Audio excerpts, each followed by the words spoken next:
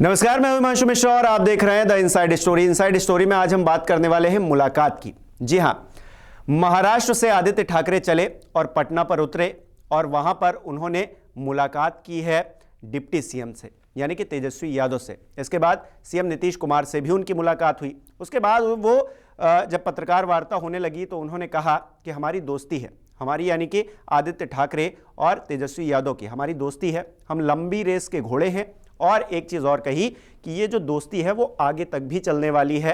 हमारी बातचीत होती रहती थी, इसलिए अब मुलाकात सोचा तो मुलाकात कर ली है, लेकिन इसके कोई राजनीतिक मायने नहीं है, उन्होंने ऐसा कहा। लेकिन बिहार में राजनीति जो है गर्म हो गई है, उसी पर चर्चा करेंगे कि इस मुलाकात के मायने आखिरकार क्या है।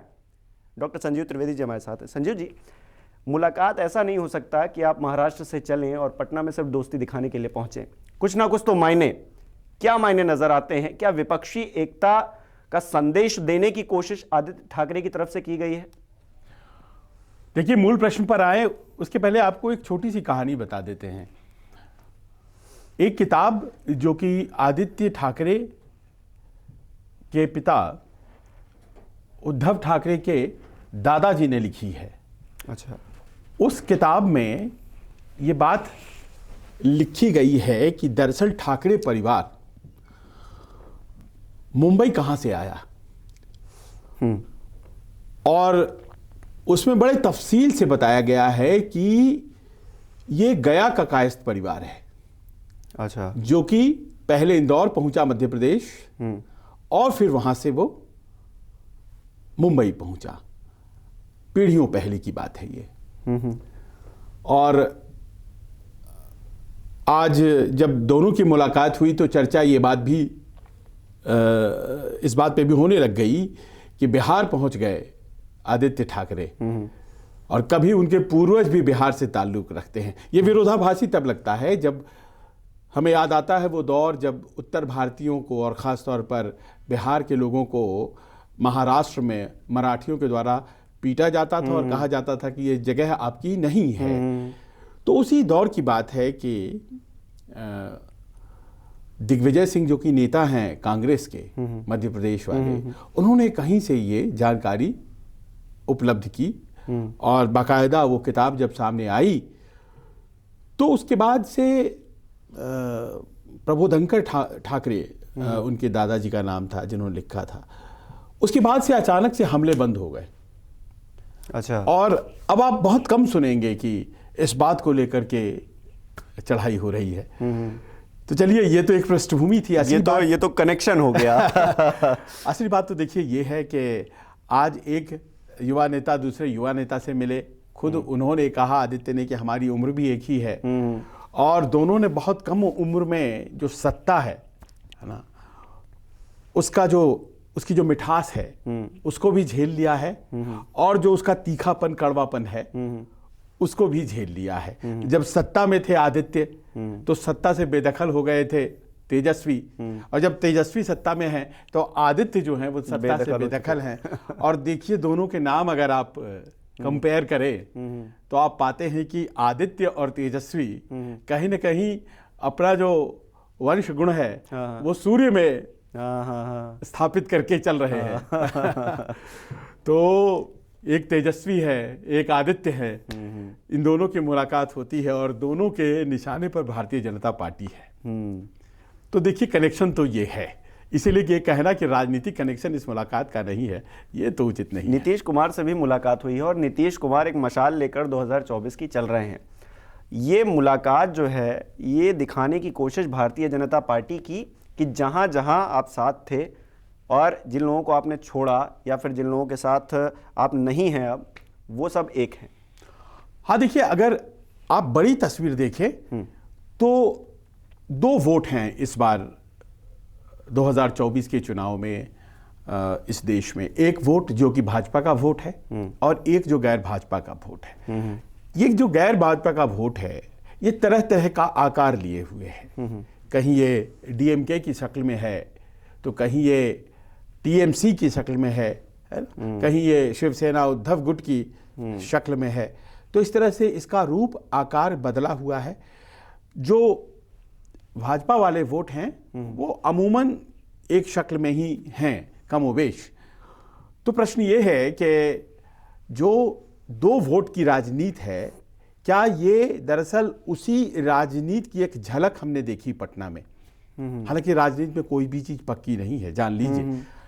अ week's time is a long time in politics कहते हैं। तो ये तो बहुत दूर है अभी 2024 की राजनीति, और न महाराष्ट्र में इस वक्त चुनाव हैं और न बिहार में इस वक्त चुनाव हैं। अब रही बिहार की बात, तो बिहार में महाराष्ट्र को लेकर के बहुत ज़्यादा उत्सुकता नहीं रहती है। बम्बई लोग काम करने जाते हैं, ऐसे ही बोल देते हैं, लेकिन बहुत ज़्यादा जानकारी उनको महाराष्ट्र के और वहाँ की राजनीति के बारे में वहाँ के लोगों को हो, ऐसा नहीं है। और मुझे ये लगता है कि दरअसल ये आदित्य की राजनीति है जो उन्हें मुंबई से पटना लाई थी, क्योंकि सामने बृहन मुंबई म्युनिसिपल कॉरपोरेशन, यानी कि वहाँ की जो म्युनिसिपैलिटी है, जो कि बहुत बड़ी म्युनिसिपैलिटी कही जाती है पूरे देश में, और कहा जाता है कि कई मंत्रालय जो है छोटे राज्यों में, उनसे ज़्यादा उसका बजट है, जिस पर लगातार कब्जा उद्धव गुट का रहा है, उसके चुनाव सामने हैं, और संदर्भ शायद मुलाकात का वही था। और क्योंकि मैं आदित्य को एक चीज़ और देख पा रहा हूँ, वो धागे में पिरोने की कोशिश कर रहे हैं। पहले राहुल गांधी से मुलाकात की, हालांकि उसके बाद जो राहुल गांधी का बयान आया, फिर जिस तरह से जो उद्धव की शिवसेना है उसने जिस तरह से रिएक्ट किया, उन चीज़ों को अगर हटा दें तो पहले आदित्य ठाकरे मिलते हैं राहुल गांधी से, उनकी यात्रा में चलते हैं, वहाँ बातचीत होती है। उसके बाद वो महाराष्ट्र से पटना आते हैं, यहाँ पर मुलाकात करते हैं। आने वाले दिनों में हम और भी राज्यों में जाकर लोगों से मुलाकात करते हैं। आदित्य को देखेंगे, उद्धव को देखें ना देखें, लेकिन एक युवा नेता के तौर पर आदित्य अब कमान धीरे धीरे करके संभालने की क्या कोशिश कर रहे हैं? आदित्य नई राजनीति के वाहक हैं। शिवसेना में, उद्धव गुट में शिवसेना 2 फाड़ हो गई, और जो शिवसेना चाहती थी कि हम भारतीय जनता पार्टी के साथ रहें, वो शिवसेना भारतीय जनता पार्टी के साथ है। अब उससे इतर जो राजनीति वहां है वो एनसीपी की है, वो कांग्रेस की है, और वो उद्धव गुट की है, उद्धव गुट वाली शिवसेना की है। तो पहली लड़ाई तो वहां यह है कि शिवसेना आखिर रहती किसके पास है, किसके पास रह जाती है वो शिवसेना फाइनली। और इस बात से क्या फर्क पड़ेगा, मैं ये सवाल बाद में, कि इस बात से क्या फर्क पड़ेगा कि शिवसेना किसको सिंबल मिल जाता है ओरिजिनल वाला, क्या इस बात से फर्क पड़ेगा? क्योंकि जो जड़ है, जो केंद्र है, वो तो उद्धव ठाकरे ही हैं, तो जहां पर वो है वहीं शिवसेना मानकर चला जाएगा, सिंबल किसी को भी मिल जाए। सिंबल का देखिए, सिंबल का फर्क तो पड़ता है, तात्कालिक रूप से तो जरूर पड़ता है। लॉन्ग टर्म में मान लीजिए कि ठीक है वो, लेकिन आज अगर कमल छाप बदल जाए या हाथ छाप बदल जाए, तो इस मैसेज को कम्युनिकेट करने में अरसा लग जाएगा, और इस तरह का सिंबल दोबारा आपको मिलेगा कि नहीं मिलेगा, पता चला सिलाई मशीन मिल गया।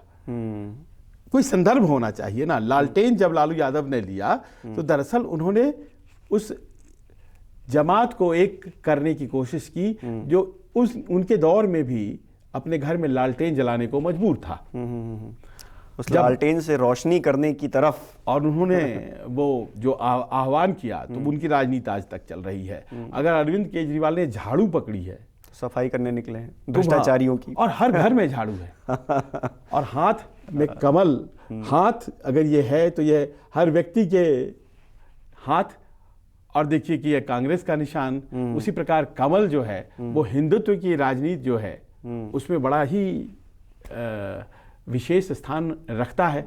कमल नयन, राजीव लोचन, कमल तो अपने आप में जो प्रतीक चिन्ह है हिंदुओं के, उसमें स्थापित है ना। तो इसीलिए लगता है वो तो देखिए ऐसा है कि शिवसेना लड़ेगी ही, अपने सिंबल के लिए लड़ेगी ही। लेकिन ये जो नई एक गोलबंदी हो रही है महाराष्ट्र में, जिसमें कि एनसीपी और कांग्रेस और उद्धव मिलकर के कोई एक नई राजनीति करना चाह रहे हैं, जिसको छिन्न भिन्न कर दिया गया। कुछ दिन पहले तक सरकार थी, लेकिन उसके बाद तो बहुत डिसहरे है। तो उसको कंसोलिडेट कैसे करें, उसके लिए जरूरी है बीएमसी के चुनाव जीतना। वो बीएमसी जिस पर लगातार काबिज रही है शिवसेना। पिछली दफा जब इलेक्शन हुए थे, तो जो फासला है शिवसेना का और बीजेपी का बड़ा कम गया। 89 सीटें जीत ली शिवसेना ने, तो 87 सीटें जीत ली बीजेपी ने। इतना का ही फासला रहा और 30-35 सीटें जो है वो कांग्रेस के हिस्से आई और कुछ सीटें कह लीजिए एनसीपी के इस बार तो थोड़ा मुश्किल इसलिए भी उद्धव के लिए क्योंकि शिंदे गुट, क्योंकि शिंदे ही माने जाते थे, वो उनकी पकड़ ज़मीन पर है और वो पूरा ग्राउंड से जुड़े हुए हैं। अब वहीं उनके साथ नहीं है तो थोड़ा और मुश्किल बढ़ गई है और इसीलिए उत्तर भारतीयों को जोड़ना है, इसीलिए वो पटना है। और उत्तर भारतीय आखिर वो जो हृदय प्रदेश है वो बिहार है, जहां से लोगों को जोड़ने का कार्यक्रम हो सकता है। आने वाले दिनों में वो अखिलेश यादव के पास भी जाएं। इसीलिए अपनापन की दोस्ती है हमारे बीच, हमारी बातचीत होती रहती है। कोविड में नहीं मिल पाए इसलिए अब मिलने के लिए आए हैं। बिल्कुल, वो अपनापन दिखाने की कोशिश। आप ये देखिए कि तेजस्वी से अगर मुलाकात हुई है और तेजस्वी और अखिलेश रिलेटिव्स हैं, दोनों की राजनीति एक साथ चलती है, तो क्या आने वाले दिनों में वो अखिलेश से भी मिलेंगे? और क्या अभी इस वक्त चूंकि चुनाव है मैनपुरी के और अखिलेश बिजी हैं, तो क्या इसीलिए ये मुलाकात नहीं हो पाई? एक मुलाकात हो गई तो संभावना यही है कि जो यूपी बिहार का क्राउड है मुंबई में, और वो अब एक सब्सटैंशियल चंक हो गया है, एक बहुत बड़ी आबादी हो गई है। और ये जो क्राउड है, ये जो वोटर्स हैं, आपने देखा होगा छठ फेस्टिवल जब मनाया जाता है जुहू बीच पर, चौपाटी पर, तो वो क्या विहंगम दृश्य होता है। इतने लोग हैं वहां पर, वहां जो भोजपुरी इंडस्ट्री है कितनी मजबूत पैठ बना चुकी है, वहां पर इतने स्टार्स जाते हैं, उनके फॉलोअर्स हैं, और फिनोमिना के जैसा है वहाँ पर ये जो यूपी बिहार का क्राउड है और उनके बीच जो लोग हैं। और देखिए वहाँ की जो अर्थव्यवस्था है, जो सिटी ऑफ ड्रीम्स कहा जाता है, तो कई पूर्विया लोगों ने अपने सपनों को वहाँ जाके साकार किया है, मुंबई को अपना मानते हैं, मुंबई से खुद को जोड़े रखते हैं। और आप देखिए कि मुंबई उनको अगर जोड़ने के लिए तैयार है तो इससे बढ़िया सुगम और क्या हो सकता है कि शिवसेना, जिसने मराठी मानुष की राजनीति की थी, और 60 के दशक में चले जाइए आप तो आप पाएंगे कि एक्सक्लूसिवली फॉर मुंबईकर्स, मुंबई जो है यही बाला साहब का नारा था। उनका जो शुरुआती स्लोगन था वो था उठाओ लुंगी भगाओ पुंगी, या बजाओ पुंगी, हाँ भगाओ लुंगी, ऐसे ही कुछ था, बजाओ पुंगी भगाओ lungi, lungi denoting the South Indians. और दक्षिण भारतीयों का भी एक समूह आ गया था उस वक्त तक, लेकिन धीरे धीरे उन्होंने सचमुच में भगा दिया, या फिर कम हैं वो, लेकिन जो उत्तर भारतीय हैं इनकी संख्या बढ़ती चली गई। बहुत दिनों तक उत्तर भारतीयों को अपनी राजनीति से दूर रखा मराठी मानुष की राजनीति में शिवसेना ने, और वो एनसीपी या कांग्रेस में जुड़े। तो आप याद करें कि उत्तर भारतीयों के नेता कौन हुआ करते, तो कृपाशंकर सिंह उत्तर भारतीयों के नेता, फिर जब शिवसेना छोड़ दिए तो संजय निरुपम उत्तर भारतीयों के नेता। इस तरह से इन लोगों ने, संजय निरुपम ने तो चुनाव भी जीता वहां से, कृपाशंकर सिंह लगातार विधानसभा चुनाव सांता क्रूज से जीतते चले आए। ऐसे ऐसे लोग वहां पर उत्तर भारतीयों के नेता हो गए। आज कृपाशंकर सिंह चले गए हैं भारतीय जनता पार्टी में, शिवसेना छोड़ करके चले आए सालों पहले संजय निरुपम कांग्रेस में।